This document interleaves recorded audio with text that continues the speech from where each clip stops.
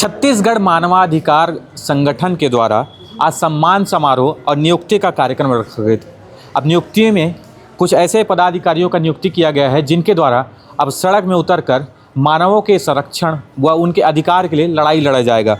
उसके अलावा कई सम्मान समारोह भी रखा गया था। सीधा चर्चा करते हैं। मैडम बताइए, किस तरीके का सम्मान समारोह और नियुक्ति रखा गया? देखिए, मानव अधिकार न्याय सुरक्षा संगठन ह्यूमन राइट्स जो हमारा बचपन से अधिकार है, जो हम जब पैदा होते हैं तभी हमको मिलना चालू हो जाता है, लेकिन कहीं ना कहीं ज़मीनी स्तर पे जो मानव को अधिकार मिलना चाहिए उसका लगातार हनन हो रहा है।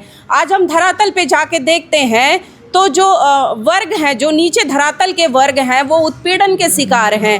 आज वो थानों में घंटों बैठे रहते हैं, हक की लड़ाई लड़ते हैं, लेकिन उनकी जो आवाज़ है सरकार तक नहीं पहुंच पाती है। तो आज हमारा मानव अधिकार न्याय सुरक्षा संगठन का टीम है, वो वही काम हम ज़मीनी स्तर पे उतर के कर रहे हैं। और जो हमारे टीम के पदाधिकारी हैं वो जाते हैं, उनके हक की लड़ाई लड़ते हैं, हम उनके लिए आवाज़ उठाते हैं, तो कहीं ना कहीं वो भी मेहनत कर रहे हैं।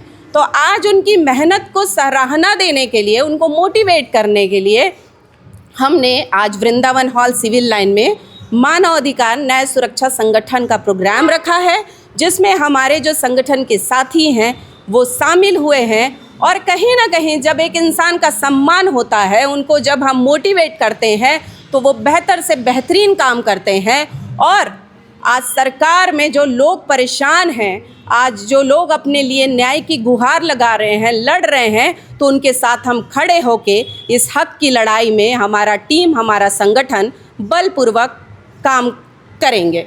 किस स्तर पर विस्तार किए हैं टीम का, किन किन का नियुक्ति किए हैं? मानव अधिकार न्याय सुरक्षा संगठन की मैं प्रदेश अध्यक्ष हूँ, महिला विंग की, और आज मैंने अपनी जो महिला पदाधिकारियाँ हैं उनकी नियुक्ति की हूँ। जिला, प्रदेश, महासचिव, जितनी नियुक्ति हमारे 10 महिलाओं की टीम है उनका आज नियुक्ति हुआ है। और कहीं ना कहीं अब ये संख्या और बढ़ेगी और आगे लोगों की जो हक की लड़ाई है उस पे लड़ने के लिए हमको बल और सबल दोनों मिलेगा।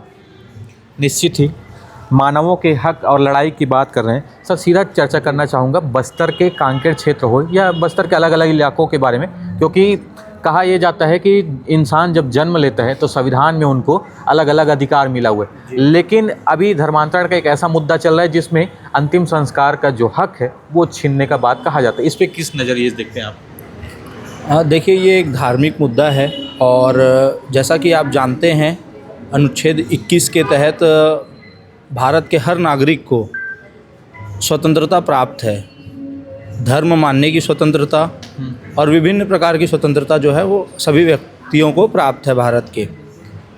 अब ये धार्मिक मुद्दा है तो इस पर ज़्यादा ना टिप्पणी करना ही बेहतर होता है। इसीलिए वो उनकी स्वतंत्रता है कि वो किस धर्म की पूजा करते हैं और किस धर्म में वो जाना पसंद करते हैं। वो उनकी स्वतंत्रता है, लेकिन एक मतलब कि ग्रामीण क्षेत्र है, ग्रामीण इलाका है, उस इलाके में अंतिम संस्कार करने के लिए उन्हें जगह तक नहीं मिल पा रहा है। इस पे बोल रहा था मैं। जी, वो तो गलत है कि अंतिम संस्कार के लिए जगह न देना, ये तो सरासर सरकार का अन्याय है लोगों के प्रति। और बस्तर क्षेत्र में जहाँ तक कि आप जानते हैं लोग ज़्यादा शिक्षित नहीं हैं, ज़्यादा पढ़े लिखे वर्ग के लोग वहाँ हैं नहीं, तो सरकार उन्हीं लोगों को दबाती है जिनको वो दबा सकती है, क्योंकि शिक्षा ही एक शस्त्र होता है जिसे सरकार नहीं दबा सकती। तो ज़्यादा से ज़्यादा हमारी टीम जो है शिक्षा को आगे बढ़ाने का काम करेगी ताकि लोग ज़्यादा से ज़्यादा पढ़े लिखे हों, शिक्षित हों, जिनसे वो अपने अधिकार की लड़ाई खुद लड़ सकें। सर, आप हाई कोर्ट में भी एडवोकेट हैं। उस जगह पर एक आदेश आया है कि ग्राम जो व्यवस्था है, ग्रामीण व्यवस्था, उसमें जो ग्राम सभा का अधिकार है वो सर्वोपरि माना गया है, लेकिन एक ही ग्राम में एक क्रिश्चियन जो धर्मांतरित व्यक्ति हैं वो भी रह रहे हैं और आदिवासी कम्युनिटी भी रह रही है। उसमें आदिवासी जो संगठन है ये बोल रही है कि ये 5वीं अनुसूचित क्षेत्र में आता है और इस क्षेत्र में हमारा जो धर्म है या फिर कहें कि जो देवी देवता है उनका नियम है वो टूट रहा है, पेन व्यवस्था बिगड़ रहा है। इस वजह से हम अपने जगह पे अंतिम संस्कार के लिए जगह नहीं दे पाएंगे जो ग्रामीण क्षेत्र है वहाँ पर। तो इसको किस नज़रिए से देखते हैं? क्योंकि ग्राम सभा सर्वोपरि बताया जरूर गया है, लेकिन एक व्यक्ति अपने निजी ज़मीन में अंतिम संस्कार कर रहे हैं, उस शव को भी उखाड़ कर दूसरे जगह पर भिजवाया जा रहा है। इस पर देखिए, ये मानवता को शर्मसार करने वाली घटना है कि किसी व्यक्ति के शव को निकाल करके दूसरी जगह भेजा जा रहा है। ये सब मामले कोर्ट में जो हैं वो निलंबित हैं, अभी चल रहे हैं और इस पर फैसला जो है वो कोर्ट करेगी, बहुत जल्द करेगी। उम्मीद है। जी बिल्कुल उम्मीद है। और किन मुद्दों को आप सामने रखना चाहेंगे?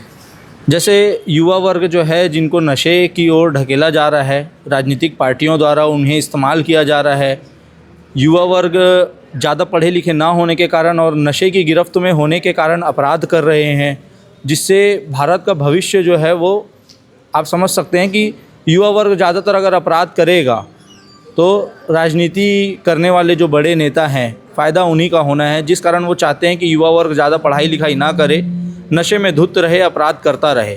तो हमारा जो संगठन है वो यही कार्य करेगा कि युवा वर्ग को नशे से निकालने की कोशिश करेगा, अपराध से दूर रखने की कोशिश करेगा और लोगों को जागरूक करने की कोशिश करेगा और उन्हें उनके अधिकार की लड़ाई लड़ने के लिए प्रेरित करने की कोशिश करेगा।